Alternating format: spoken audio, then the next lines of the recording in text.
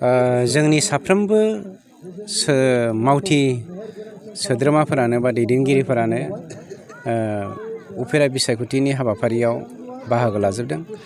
बयबो गावबागाव फारा-फारि खामानि मावदों।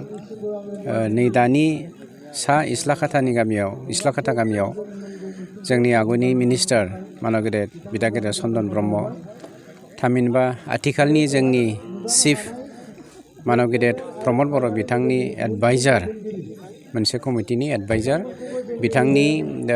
बिथांजों लोगोसे जों सानैजों बेवहाय फैदों। खोब गोजोननाय मोन्दों। मानसिफोर रायजो राजाफ्रा लैहोर दिनै UPPL दोलोखौ बरायदों।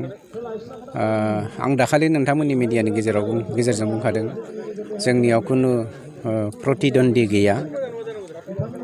जाय बिथांमोना बेवहाय गावसोरनि बिजाथिखौ होदों, बिथांमोना जास्ट गावसोरनि अस्तित्व मान सन्माननि रैखाथिनि थाखायल' माबाखौ होनाय जादों, टिकेटखौ होनाय जादों। गुबुन खोथा जेबो साननांगौ गैया। जों देरहाखागोन। जोंनि टारगेटआ बेनो, बिथांमोना जुदिअ कन्टेस्ट खालामदोंब्लाबो जोङो माबोरै आउट अफ 2,17,000 जोङो 1,20,000निफ्राय 1,50,000 भट मोननो हागोन, बेखौसो जों खामानि मावदों। जोंनि साफ्रोमबो मावथि सोद्रोमाफोरानो बा दैदेनगिरिफोरानो उफेरा बिसायख'थिनि हाबाफारियाव बाहागो लाजोबदों। बयबो गावबागाव फारा-फारि खामानि मावदों। नै दानि सा इस्लाखाथा गामियाव जोंनि आगुनि मिनिस्टार मानव गेदेर बिदा गेदेर चन्दन ब्रह्म, थामहिनबा आथिखालनि जोंनि चिफ मानव गेदेर प्रमद बर' बिथांनि एडभाइजार, मोनसे कमिटिनि एडभाइजार